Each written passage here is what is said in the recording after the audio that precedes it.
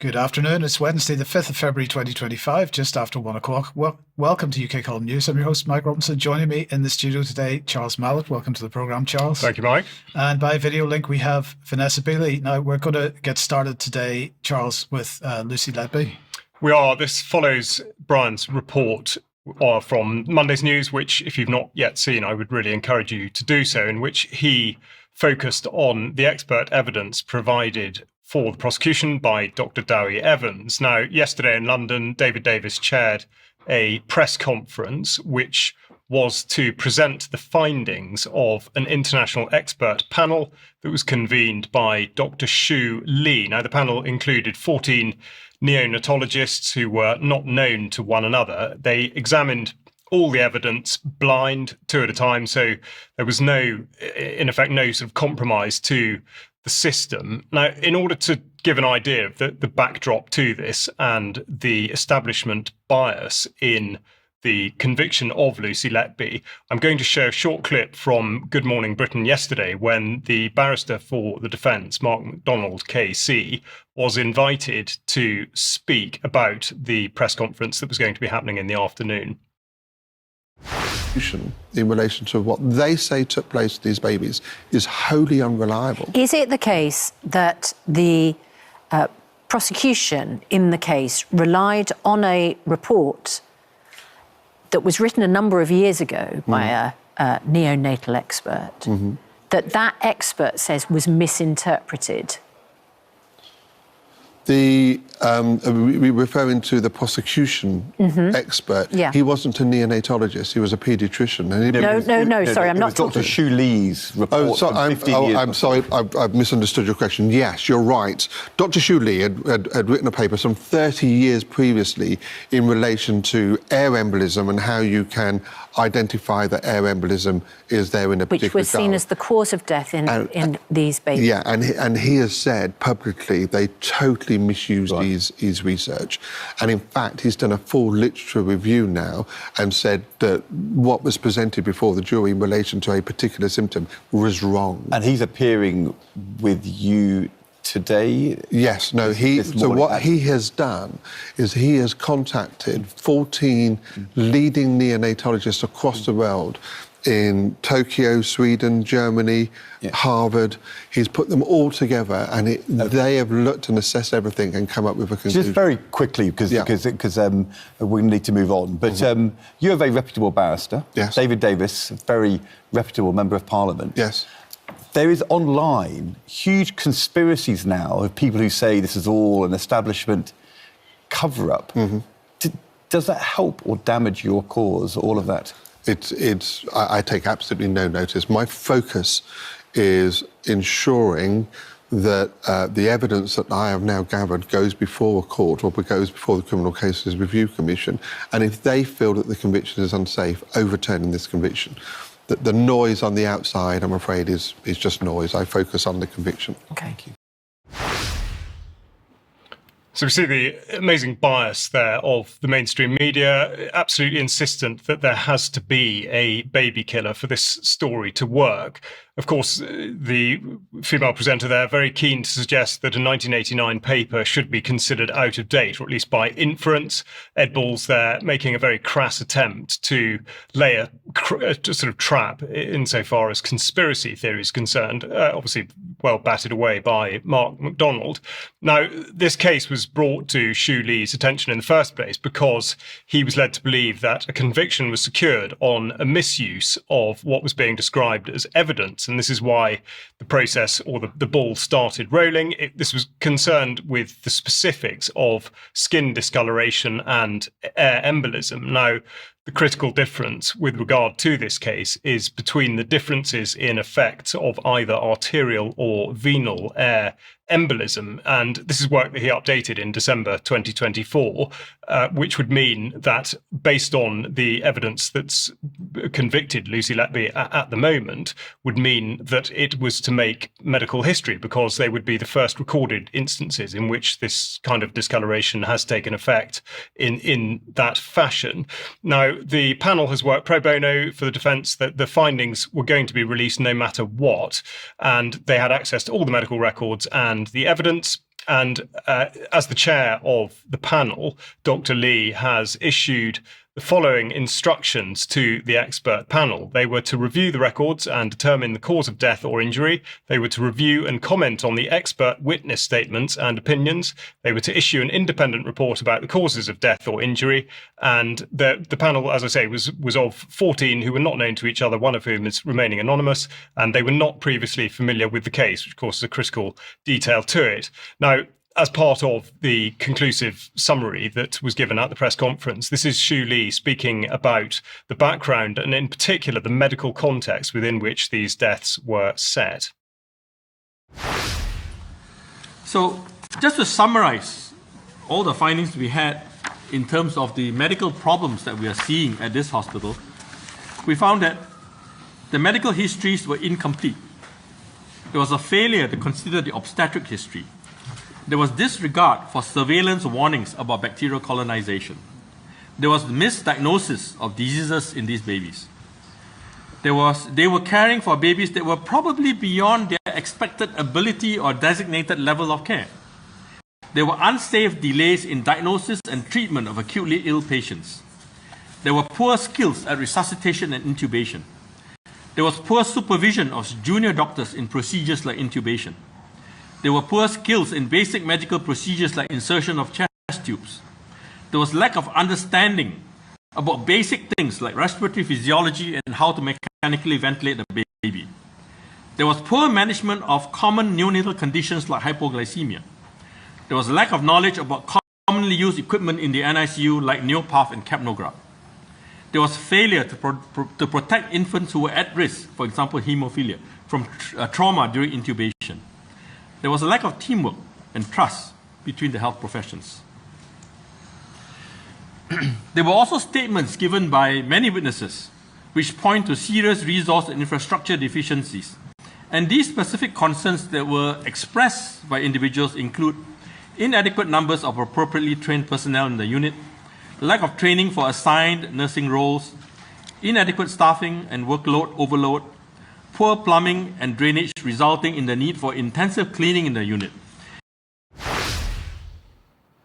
Now, he went on, but that gives you an idea of the many, many failings that provide the backdrop to this situation. Now, the reason this is significant is because all of this was ignored during the investigation, especially by the paediatric expert witness for the prosecution, the man I've mentioned before and that Brian spoke about at length on Monday, Dr. Dowie Evans. Now, referred to eventually in the press conference by virtue of the fact that he was asked a direct question about it, Xu Li summarised the conclusions.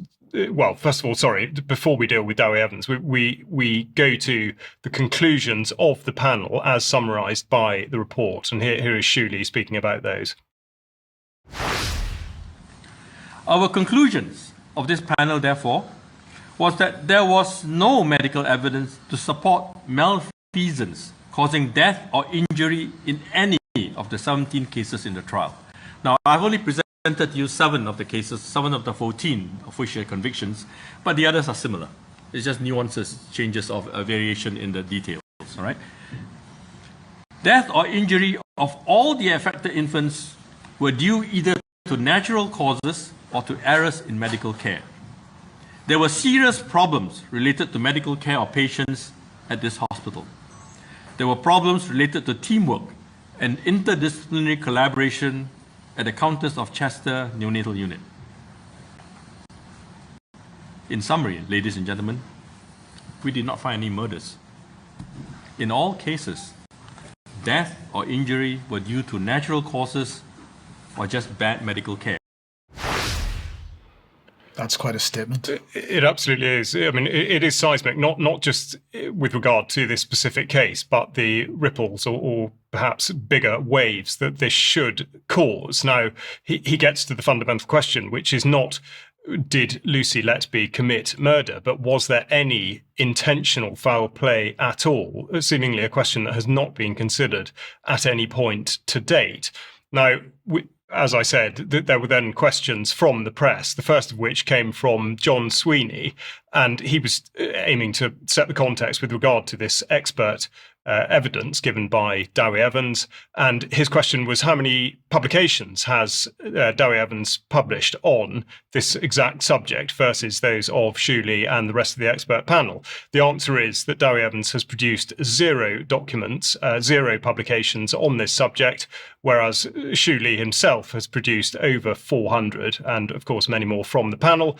The BBC, not surprisingly, were attempting to steer the discussion back to the circumstantial evidence, which, as Mark MacDonald correctly asserted, is of course totally meaningless if the medical and statistical evidence doesn't stack up. And he said that it can all be easily explained. So that was dismissed in a fairly straightforward manner, which took the focus back to Dowie Evans, upon whose reports the prosecution managed to secure the original conviction, which of course has been upheld in appeal twice. Now, specifically, the comment made by Shu Li about the failings of the witness, or the evidence, the expert evidence given by Dowie Evans, is shown in a video now. With Dr. Evans, I don't know him either, and you tell me that he hasn't published anything. If you look at this panel, there's probably about 500 person-years of experience with all these people. These are the heads of units of the top institutions in the world. So I would trust their judgment. When it comes to Dr. Evans' testimony and his opinions, I would ask you to ask 3 questions. First of all, the first question would be, if our panel found so many problems with the medical care provided by this team at this hospital, how is it that Dr. Evans found none? Because in none of the 17 cases did he even identify one problem with the medical care provided at the hospital. The second question I would ask is this. He seemed to be rather selective in his use of information. So if he wasn't selective, if all the information was used, in fact, you would come to a very different conclusion than what he came to. Just take, for example, the case of the hypoglycemia, where he said there was no sugar for 2 hours and the blood sugar grows, therefore it must be insulin. In fact, he missed the one important value, which was at 1146, showing that the blood sugar, in fact, did not rise. So was he just careless, or was it deliberate? The next question that I would ask is, even when there's an obvious cause of death, why did he go around looking for malfeasance? So I would ask you to ask these 3 questions and ask Dr. Evans that. If you can answer those 3 questions, I think you have the answer to your question. Extremely damning. And although Shu Li is at pains to point out what Dowie Evans did not look at, it's equally pertinent to consider what he did look at. And he's given a very revealing interview to John Sweeney, who I've just mentioned. The interview went out before, the interview was recorded before the press conference. It doesn't include his comment on it. But the point is that Evans very revealingly says that his investigations take into consideration what, how, who, and why. And as far as a criminal investigation goes, quite what business a paediatrician has in trying to determine the who and the why is something that deserves a lot of scrutiny that it has not had. For example, he was given access to the shift pattern of Lucy Letby. But why? He insists that the coroner was wrong. He insists that the statisticians were wrong. He insists that the neonatologists were wrong and didn't understand what they were doing and should keep out of it. It turns out also in this interview that he absolutely does not understand what circumstantial evidence means, and that there is still no direct evidence of murder, let alone murder by Lucy Letby. He also attempts to argue it both ways. He talks about the coroner not picking up on what he describes as a statistical anomaly in that the Countess of Chester Hospital was producing more neonatal deaths than it should have been. And then in the next breath, he goes on to talk about the national statistics on the neonatal ward, which he dismisses completely. And of course, this is where we go to the Thirlwall inquiry, which is just wrapping up at the moment. And we look at the focus first of all, on murder of babies and not deaths. So it compromises the scope of the inquiry completely. Further confirmation bias. But of note here is the testimony of Sir David Spiegelhalter, Emeritus Professor of Statistics at Cambridge University, and he said that the mortality rate in 2015 and 2016 was only 10% higher than average for neonatal units with similar birth rates. He said the Countess of Chester was highest in its tier of centres, but only just, and therefore one would not call it an outlier. So he again is disagreeing with Dowie Evans. So one has to wonder really whether the inquiry, which is wrapping up now, due to present its findings in the autumn, is going to be eclipsed by the findings of Xu Li and his panel. So it seems very much the case, as Brian was intimating on Monday, that Evans has inveigled himself in this case from the start. It's also very relevant that he was not licensed between the years 2014 and 2019. And this should, on its own merit, have precluded him and made his reports inadmissible. He took 10 minutes just to decide that murder was the basis of these deaths. He's seemingly obsessed with the fact that there is a baby killer and is also very keen to put forward his track record of securing convictions for the prosecution. And it's quite clear that the police should have involved neonatologists and pathologists well before this went anywhere near the Crown Prosecution Service. Now, David Davis also was keen to point out that the Criminal Evidence Bill from 2011, which was put forward by the Law Commission, was rejected by the Ministry of Justice in 2013, which could have avoided all this because, of course, it was specifically dealing with what may or may not constitute expert evidence. So the next step is to go to the Criminal Cases Review Commission. Mark MacDonald remains optimistic that that can be sped up, although it is known to take up to 10 years to be something to be referred back to the Court of Appeal, but all the materials prepared.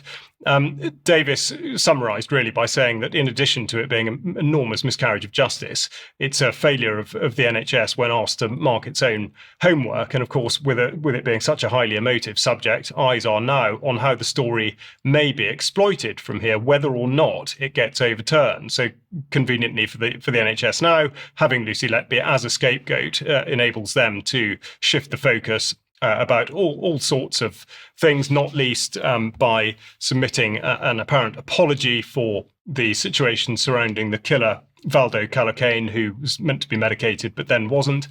So the timing of that seems very coincidental. This could be a further push for juryless trials, as though the jurors do not understand these sorts of things. Also, whether there's a suggestion that AI might be used in future in order to process large amounts of data and take out what might be described as emotion or bias. Or, of course, the focus could shift to the NHS and the pharmaceutical industry. Why were babies being born in such a vulnerable condition in the first place? And how was that being managed? How is that being managed? So all of this supports the hypothesis that this appears to have been reverse engineered, taking the point of view that there was a murderer and how would he or she be found. But what I would encourage you to do is to listen to the interview that John Sweeney did conduct in order to get a sense of the self-centeredness and the sort of bias of Dr. Dowie Evans. Now, the UK column, of course, will follow the process of the criminal case review. And with equal importance, how this story is wielded to reform both the Criminal Justice Service and the NHS, to name but two. Now, it's an enormous amount of material, which I've covered, so my apologies for squeezing it into that period of time. But there'll be much more of this on Extra. Thank you, Charles. Now let's go to international affairs then, and Trump and Gaza, and is this a kleptocracy in action? It certainly begins to look that way. So Benjamin Netanyahu has been in the United States since yesterday, and he remains unarrested. So we can take note of that. Many people were dreading what was likely to be announced once he and Trump met, although that was what was announced in the press conference should have come to no surprise as anybody who was watching Vanessa Beeley's report from last Wednesday's programme. What was perhaps a surprise to some was the announcement that the United States would just steal the Gaza Strip. Let's listen to a few seconds of what he had to say. The U.S. will take over the Gaza Strip, and we will do a job with it, too. We'll own it and be responsible for dismantling all of the dangerous unexploded bombs and other weapons on the site, level the site and get rid of the destroyed buildings, level it out, create an economic development that will supply unlimited numbers of jobs and housing for the people of the area. Do a real job do something different. Just can't go back. If you go back, it's going to end up the same way it has for 100 years. So he's very careful there not to say for the Palestinians, it's for the people of the area. So the question is, what is he talking about? He's talking about ownership here. He's just announced perhaps the replacement of the United States Republic with a United States kleptocracy. So this is what he had to say. I also strongly believe that the Gaza Strip, and especially those who live there, and frankly, who's been, now these are his words, who's been really very unlucky. It's been very unlucky. It's been an unlucky place for a long time. He said they're living under fallen concrete that's very dangerous, very precarious. They instead can occupy all of a beautiful area with homes and safety, and they can live out their lives in peace and harmony instead of having to go back to do it again. And I thought, Charles, that was a really spectacular comment, that they can live out their lives. I mean, what is he saying here? Well, it sounded very final for the people involved in that sentence. That I must say was absolutely the piece that jumped out at me when I was listening to it. It sounds as though they are to be the last generation of Palestinian Gazans. I mean, it's extraordinary. Yes, not Netanyahu, clearly very happy with all this. This is what he had to say. I mention again our 3 goals, and the third goal is to make sure that Gaza never poses a threat to Israel again. President Trump is taking it to a much higher level. So I suppose the question is, what's going to happen with Jordan and Egypt? Are they going to wear this? And is this action, in fact, completely destabilizing for the region? We'll be talking about much more about this in Extra, but Trump made it very clear that Jordan at least has absolutely no choice. Egypt's president and the King of Jordan have both said that they won't take in displaced people from Gaza like you suggested. Is there anything you can do to make them do that? I mean, tariffs against those countries, for example? They will do it. They will do it. What makes you say that? They're going to do it. Okay? We do a lot for them, and they're going to do it. Now, as I say, we will be talking a bit more about this on Extra, but Vanessa, let me welcome you to the programme and get your thoughts on this. No surprise in one sense, but pretty shocking in another. Well, not really, because, Trump was always expected to come in and, let's say, be the economic hitman. Biden was the bomber in the genocide era, and Trump is going to come in as the economic hitman. So we're heading towards Netanyahu's dystopian vision of Gaza being a free trade zone, Palestinians being in much smaller concentration camps as slave labor, and exploitation of Palestinian gas and reserves in the occupied territories and off the Gazan coast. And of course, the bully boy tactic towards Jordan and Egypt has been going on for many years. They've already been threatened with instability should they refuse to accept Palestinian refugees. There's talk now potentially of Syria making the Palestinians inside Syria Syrian nationals, which of course strips them of their Palestinian nationality and their right to return. So what we're seeing is all part of the plan to finally ethnically cleanse all of the Palestinian territories. Absolutely. As I say, we'll be talking more about that in Extra. But in the meantime, perhaps we've got some parallels between how Trump is beginning to run his regime and the regime that has installed itself in Syria. Yeah, well, absolutely. Trust the BBC to come out with this extraordinary headline.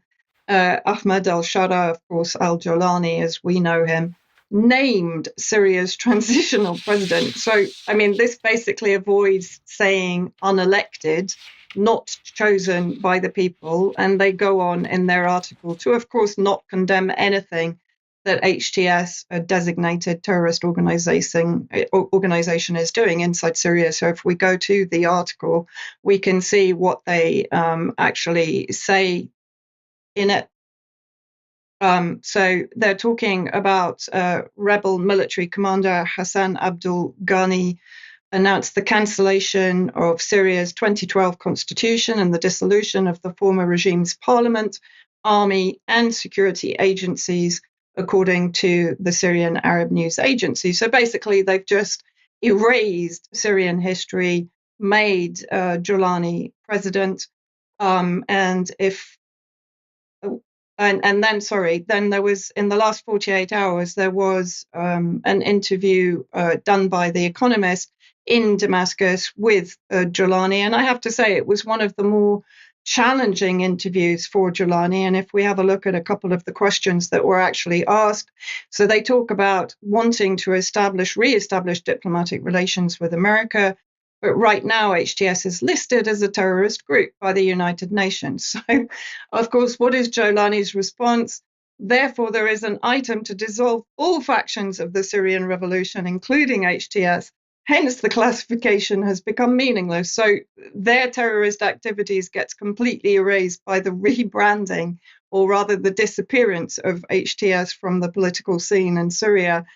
I mean, this is a strong message to all other US, UK, Western terrorist assets that it's very easy to wriggle out of their terrorist prescription in any of these countries.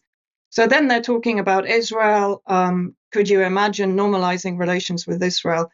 This is very interesting. Here we come into the kind of Tony Blair wriggle out of answering a question. So he goes into great lengths about, that it's all terribly difficult and complicated. It's all the fault of the former government led by the two President Assads. We entered Damascus only 2 months ago, and there are many priorities in front of us. So clearly a priority was not to prevent Israel further occupying Syrian territory and bombing the Syrian military infrastructure into total obliteration. And he bangs on also with a lot of procedures and laws in order to discuss it. And to be honest, we've not considered it yet. So that says very clearly. And then finally, they mentioned the fact that elections have effectively been delayed for 4 years. And as I said, he's named himself president, having dissolved all of the institutions in Syria that could have been any kind of obstacle to his presidency. No elections. So he then talks about the fact that, well, we have to take Syrians in the diaspora into account. We have to give them time to be registered and to return to the country and so on. Therefore, this process needs time. And I've asked the experts, and I would recommend that replace experts with MI6 and Tony Blair and his entourage. And they said we need at least 3 to 4 years to complete the process. Meanwhile, we're developing the election law, the constitution, and the laws that will regulate the country. We are working on them thoroughly and in consultation with the experts again and the United Nations as well. Hence, when these things are ready, we will have the elections that have integrity. So clearly the current non-elections don't have integrity. And then moving on to, this is from the Foundation for the Defense of Democracy. And this was from the commentator Ahmad Sharwawi. And if we actually see what he points out, he goes quite strongly against Jawlani for the sheer nepotism, because the majority of the Syrian military now is not only HTS, but also foreign mercenaries that were fighting under the banner of HTS. But as he points out, which again could be considered quite comical, but of course it isn't in the context of what's happening in Syria, al-Sharar's relatives hold key posts as well. His brother Maher is Minister of Health. Qutaiba Badawi, a relative of his third wife, is head of General Customs Administration. Abdulrahman Salame, brother of his fourth wife, serves as head of the presidential palace. So we have a clear idea where this is heading. And then on X, somebody responded to me saying that this is a brilliant strategy, but he will also have to dissolve himself to avoid, of course, his own terrorist designation by the United States Department. And as I pointed out, well, he has already done that because he's no longer Al-Jawlani. He's now Ahmed al-Sharar. So he's clearly managed that one as well. And I just wanted, Piers Robinson, who's a regular contributor to UK Column, sent me this video last night, which is Richard Dearlove, former director of MI6, addressing RUSI, the Royal United Services Institute Defence and Security think tank, back in 2014, talking about the impacts of terrorism. And rather chillingly, he said this. The second Saudi incident predates 9/11 and comes from a conversation with Prince Bandar, I believe at the moment the titular head of the GID in Saudi Arabia. And that was, the time is not far off, Richard, in the Middle East, when it will be literally God help the Shia. More than 1 billion Sunnis have simply had enough of them. And that was a chilling comment, which I remember very well indeed. And bear in mind, of course, that is exactly what is happening right now in Syria with the ethnic cleansing of the minorities, which include Shia, Alawite, and Christian. And as if you didn't think Tony Blair was enough, Mike, you and I were talking about Alistair Campbell in relation to Tony Blair being involved with the new Syrian foreign minister at Davos. But guess what? Alistair Campbell and Rory, I'm not with MI6 Stuart, are currently in Damascus to carry out an interview with Jawlani. So not only did they spin a former terrorist, Tony Blair, or I guess he's an ongoing terrorist, but here they are now to basically do the spin for Jawlani. So the circle is complete. It is indeed. Thank you for that, Vanessa. I mean, what are your thoughts, Charles, on these two going over and interviewing Jawlani?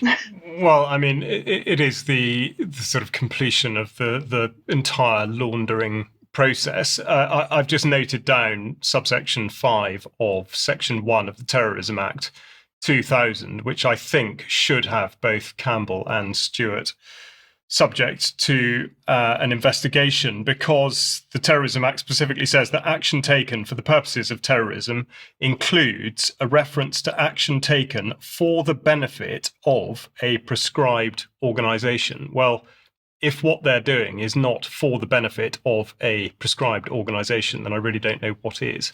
And we have to remember that Jawlani can say, well, this is a moot point because HTS is in the process of being dissolved. It has not been dissolved as yet. Absolutely. He has not, he's still the same person, whether he tries to change his name or not. So these two clowns have in fact committed an offence. They have, absolutely. Yeah.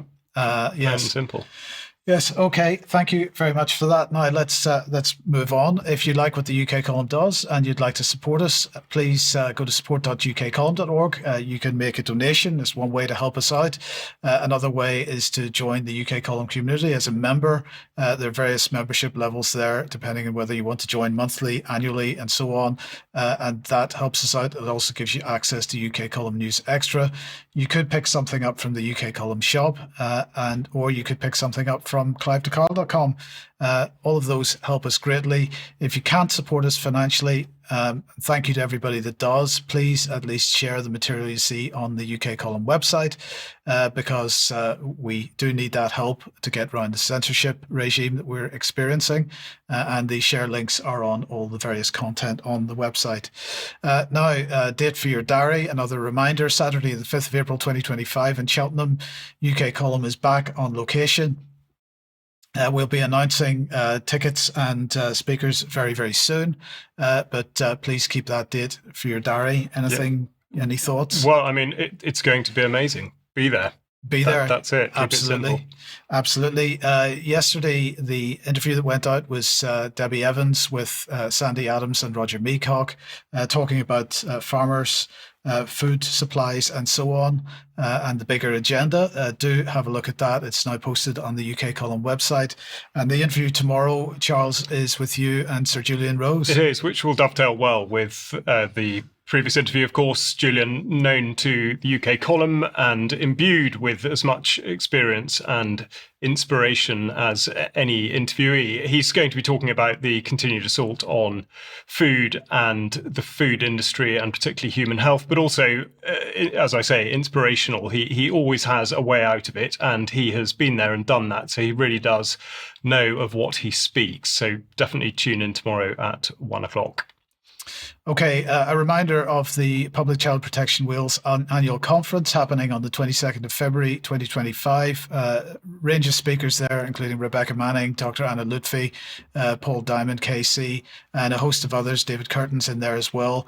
This is an important event. If you can possibly get along to it, if you're in that neck of the woods, please do so and support Kim Isherwood. We have to remember that Kim was one of the most popular speakers at the last UK Column on Location event in October.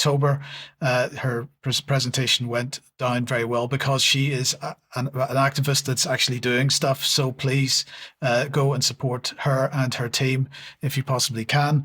And a reminder that also on the 22nd of February, if you're in Scotland, the Scottish People's COVID-19 Inquiry is taking place at Lauriston Hall in Edinburgh.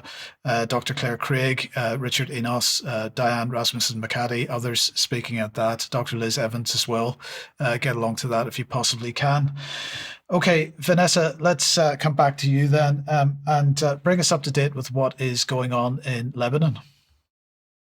Yeah, well, I was very lucky to be able to go to the south of Lebanon and went to several of the towns that unfortunately are written in Arabic on the map supplied. The areas in red show where Israel has still not withdrawn from. They should have withdrawn, of course, on the 26th of last month. They've now extended that until the 18th, and they're negotiating with the United States effectively to remain in certain points, which I'll come on to.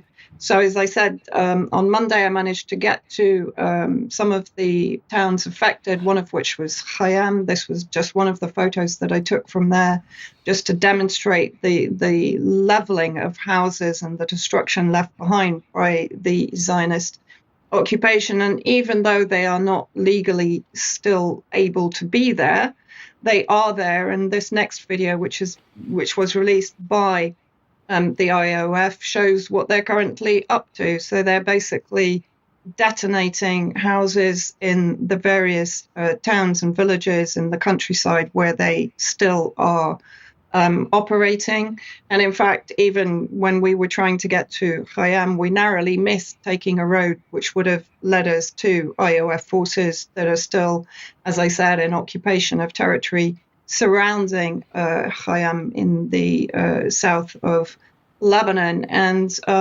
just one of the photos showing the destruction and devastation left behind by the Zionist forces, even when they've gone. So this is a town called Aita al-Shab.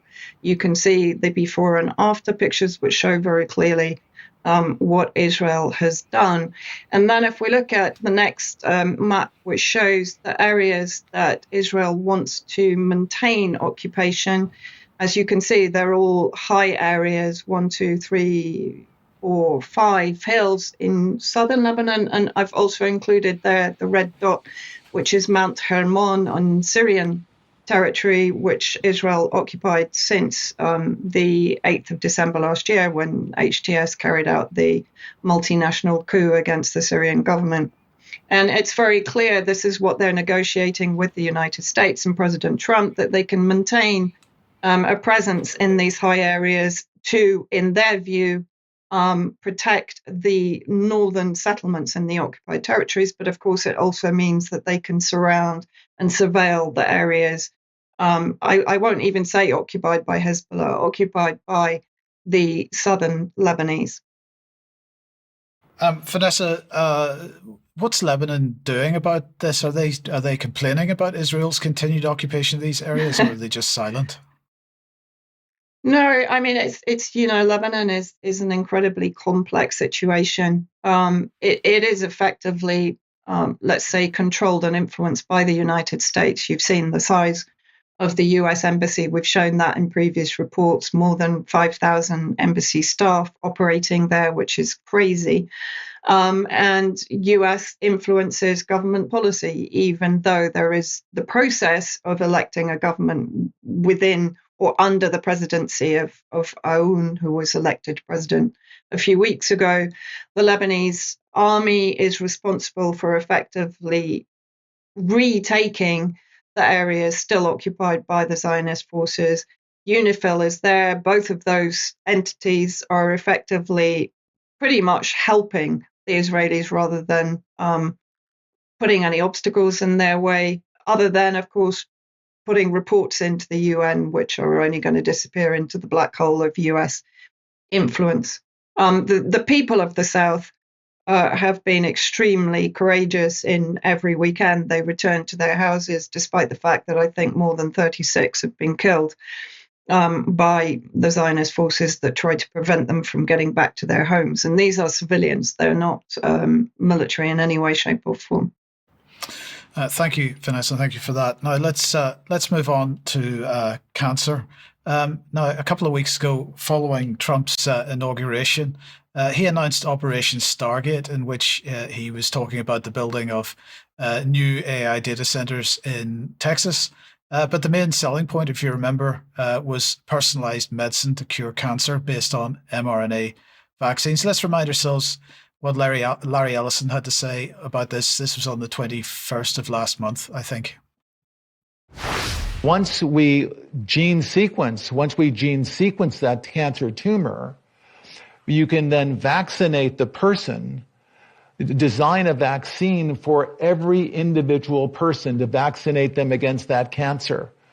And you can make that vaccine, that mRNA vaccine, you can make that robotically, again using AI, in about 48 hours. So imagine early cancer detection, the development of a cancer vaccine for your particular cancer aimed at you, and have that vaccine available in 48 hours.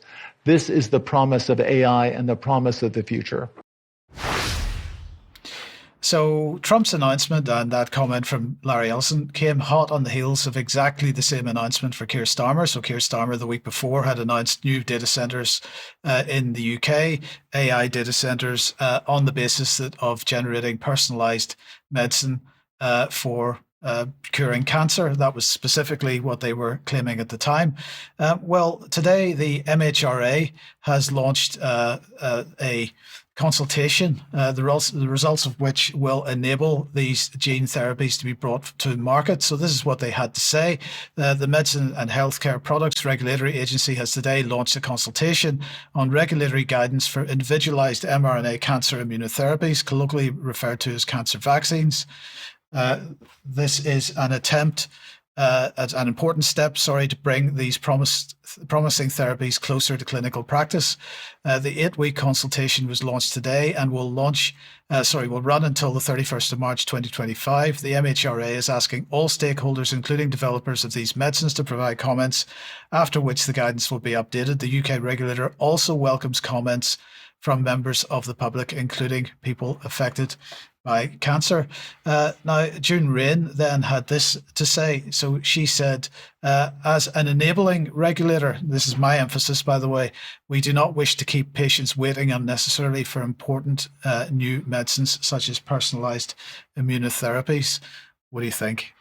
Well, it's got to the point really where one wonders why they bother with the charade at all. I mean, why don't they just stick everything out there and give no announcements whatsoever? But no, I mean, the sort of the revolving door of take one drug in order that you can take another. And, one has to ask the question, well, if Larry Ellison's saying, we'll cook one up for you in 48 hours, presumably you have to have another one sort of 48 hours after that, and then another one, and then another one. I mean, that seems to be the direction of travel on all these things. Well, maybe we should introduce the two most recent articles by Dr. Mike Williams on the UK Column website. This one, COVID Vaccines and New Mechanisms of Serious Pathology, was published today, and previously COVID Vaccination and Cancer. In the latest article, he is demonstrating from the medical literature that it doesn't matter how healthy you are, how clean the air is, or how good your food is, if mRNA vaccines are being delivered to people and keep those people in a state of, well, there's some technical terms in there, such as I'm going to apologize if I completely mess up the pronunciation of this, by the way, but glutathione depletion and UPR and so on. You need to read the articles to get the definitions of these. Then our defenses against cancer, neurodegenerative diseases, cardiovascular diseases, and so on are pretty much gone. So, this is an important part of the jigsaw here, and I suspect that we should perhaps be submitting these articles to the MHRA consultation, but we'd be very, very keen to see many, many more qualified people and members of the public getting involved in that consultation as well. We'll have the details of that in the show notes. If you go to the UK Column website and looking for today's UK Column news, you'll find that link, and do take part if you possibly can. Any more thoughts? Well, just, the continued push to avoid in any way tackling any of the issues that might be causing people to suspect that they might even have cancer in the first place. The relentless push for testing for absolutely everything in order that a spurious diagnostic process can say that you absolutely require this, that, and the other treatment without once examining why somebody might be in that state of health in the first place. And these sorts of things that the MHRA does by purely saying that they are an enabler is only going to get worse and worse and perpetuate the situation. I mean, it's horrific.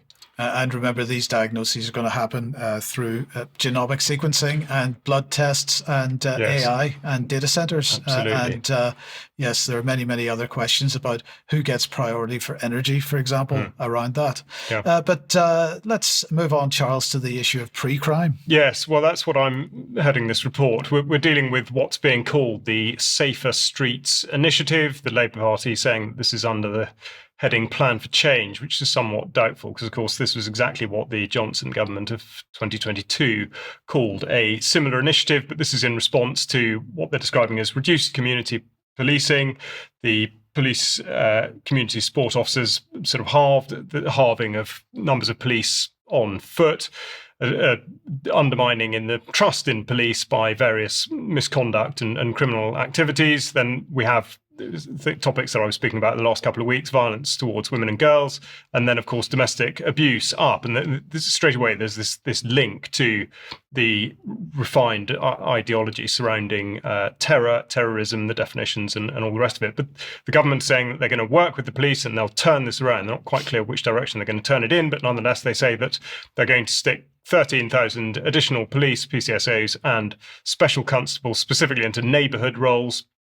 And as I say, this does feed into the new terrorism narrative because, of course, they're linking it to knife crime as well as the violence towards women and girls, and now domestic violence. So we just go on and show the specific announcement about coercive control now. So that, with all of this, they're being very deliberately simplistic. They're focusing on the way that a problem manifests and not what causes it in the first place. And this links to the announcement about better protecting victims of domestic abuse. Now, the reason that I refer to this as being pre-crime is that we're dealing with behaviours that may happen based on something that has happened or might have happened. So what needs to be pointed out here with regard to domestic abuse, but specifically coercive and controlling behaviour, is that the ratio of, first of all, charges and then convictions is very, very low. And specifically, they're targeting offenders who've had 12-month sentences or more, and they said they'll now be automatically managed under multi-agency public protection arrangement, doublespeak if ever there was. Now, multi-agency, I would say, is synonymous with failure and corruption, but they plough on and state that agencies are going to be legally legally required to cooperate. And here we get to these orders. So we've seen them with knife crime. We had the announcement for respect orders. So all of these things are very much pushing us into the area of pre-crime, where police or local authorities may take action based on something that you might do, but equally you might not. And it's nothing to do with the underlying causes in society, avoided absolutely every time. Now, the Home Office, of course, are boasting in their sort of end-of-year wrap-up last year about all the things that they've achieved, but this is exactly where they're referring to all of these initiatives, these orders, and these processes that really should not ever have formed part of the legislative framework in the first place. And this takes us forward to the Digital Policing Summit, which is not sort of in a way to be considered as an objective affair, sponsored as it was by City Forum, a think tank which sells sponsorship packages, allowing involvement in developing an agenda. And it seems exactly to be what's going on here. An agenda is being developed. They're partnered with the Accelerated Capability Environment, ACE, which of course is an unfortunate acronym in policing terms because that also stands for Adverse Childhood Events.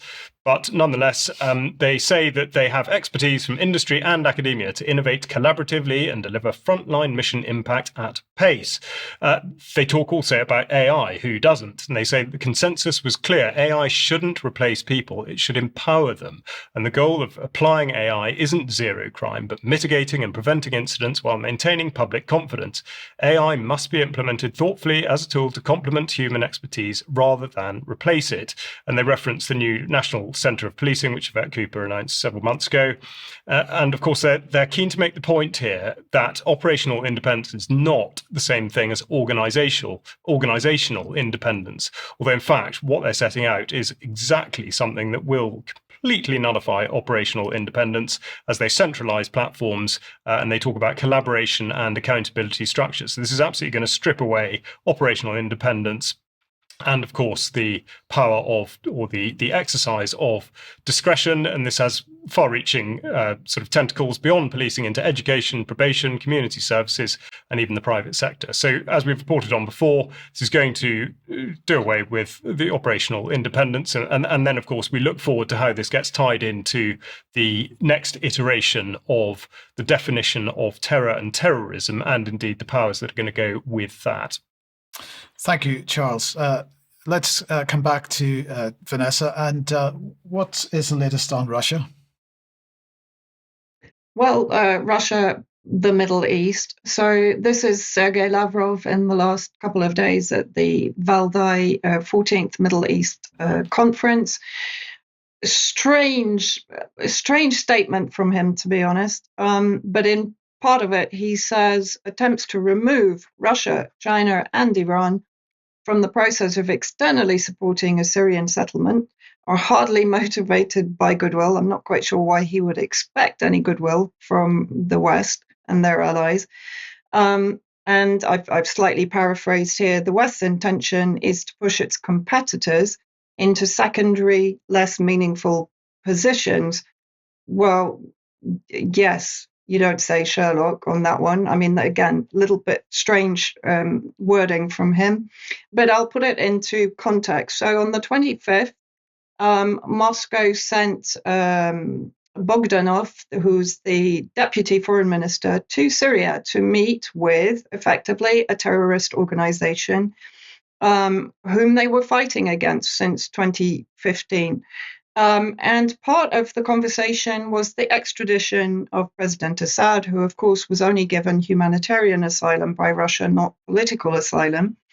And rather than condemn Israel for the destruction of Syria, it appears that Russia is to be responsible for rebuilding trust with the Syrian people through concrete measures such as reparations, reconstruction, and economic recovery, although I would say the backers of HTS have the largest responsibility for the devastation in Syria, and that includes Israel. Both parties discussed mechanisms of transitional justice aimed at ensuring accountability and securing justice for victims of the Assad regime's brutal war. The Syrian administration reiterated its commitment to engaging with all stakeholders in a principled manner to build a future rooted in justice, dignity, and sovereignty. It stressed that any restoration of relations must address past injustices, respect the will of the Syrian people, and serve their interests. I won't go on and on about the ethnic cleansing that is ongoing and that was not condemned by Lavrov or by Bogdanov during his meeting. And I'll just finish on what was said in the meeting. Russia is considered to have a meaningful role in achieving transitional justice. But that includes, as I said, the extradition of Assad and senior security and military officials in Russia, and to cooperate with tracking down and prosecuting those still at large globally. So effectively, HTS, and of course that means their backers, are pushing Russia now to betray their allies for the last decade, and one could go back, of course, much further than that, back to 1946. Dmitry Peskov, the presidential spokesman, had no comment in response to these claims, which again is slightly worrying. And they're looking for Russian support for the positive, or Russia is supporting positive developments. Again, there is no condemnation of the ethnic cleansing being carried out by a still proscribed terrorist group. So fascinating, but clues are all around us. So this is back from 2021, and recently leaked documents show that Russian firms, basically Roselectronics, which is a subsidiary of Rostec, which is a state-owned defense conglomerate, have done deals with Saudi Arabia since 2021, going forward into 2026, which includes obviously air defense systems, $2 billion worth. Again, the clues might be in the fact that, of course, in my opinion, looking at the facts as they now have them, there has been a lot of criticism of President Assad's pivot towards the Gulf states. But in my opinion, what we're now seeing is that Russia was very much encouraging Assad to do this, to pivot towards Saudi Arabia. Sometime in 2024, Assad asked the Ansarullah government officials or ambassador to leave Damascus on the basis that Saudi Arabia would provide them with humanitarian aid. That humanitarian aid never came to fruition. And now suddenly we see the HTS Foreign Minister Shaibani, who of course was interviewed by Tony Blair at Davos, welcoming back the Saudi proxy government ambassador to Damascus. So in other words, Saudi Arabia is getting its footprint safely back inside Syria with the help of HTS and potentially Russia. And this, again, we talked about the fact that Russia potentially abandoned Syria for a deal with Trump over Ukraine. And in the last 48 hours, this headline came out in Reuters: Saudi Arabia and UAE seen as possible venues for the Trump-Putin summit, where they will discuss Ukraine and future energy cooperation. So very interesting shift in regional balance at the moment. Thank you, Vanessa. So let's move on to Ukraine then. Well, on Wednesday, I was reporting that Keir Starmer had visited Brussels in his efforts to bring the UK back into the EU to reset that relationship. As he describes it, later in the day, he met with Mark Rutte, Secretary General of NATO, and this is what he had to say about that meeting. The UK's commitment to NATO is stronger than ever because the need for NATO is stronger than ever. And we've had a very good and productive discussion today on how we can meet the rising threats that Russia poses across our continent. And we must do all that we can to support Ukraine's defence. And that means stabilising the front line, providing the kit and training that they need. And that's why this year the UK will give more military support to Ukraine than ever before. We need to see all allies stepping up, particularly in Europe. And we must keep working together to bolster NATO. You gotta love the music. So aside from aside from EU defence, Starmer continues to double down on support for Ukraine. Now, following on from Wednesday's events, the Foreign Secretary, David Lammy, is travelling to Kiev today to, quote, see firsthand how UK support is putting Ukraine in the strongest possible position to continue the war. So that's good news, isn't it? One of the things he will do while he's there is to deliver on commitments. These are their words, to deliver on commitments made to Zelensky by Starmer 2 weeks ago. So they're going to provide £3 million for deliveries of Ukrainian grain and other food products to Syria. So one terrorist government is paying another terrorist government to support another terrorist government. So that works well, doesn't it? This is going to be done through the World Food Programme. Lammy's also going to announce £17 million for innovative energy projects to support the recovery and sustainability of Ukraine's energy system. It's not clear what that actually means. because they don't go into specifics. But I presume that when they use the word clean, which they do use in the press release, that means windmills. A further £25 million of UK funding is going to support Ukraine to strengthen what they describe as more inclusive, effective, and efficient social systems and services.